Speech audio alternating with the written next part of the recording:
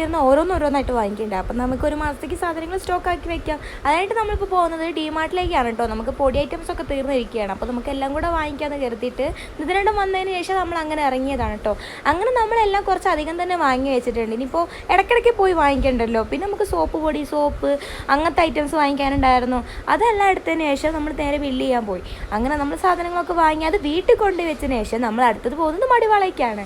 വേറെ ഒന്നുമല്ല, നമുക്ക് രാത്രിത്തെ ഫുഡ് ഇന്ന് പുറത്തുനിന്ന് ആക്കാമെന്ന് കരുതി.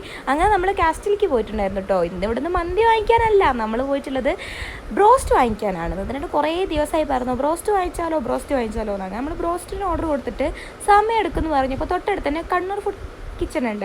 നമ്മളവിടെ പോയിട്ട് ചില്ലി ചിക്കൻ ആട്ടോ വാങ്ങിച്ചത്. നമ്മളവിടുന്ന് അധികം വാങ്ങിക്കുന്ന സാധനമാണ് ചില്ലി ചിക്കൻ. അത് നല്ല ടേസ്റ്റാണ് കേട്ടോ.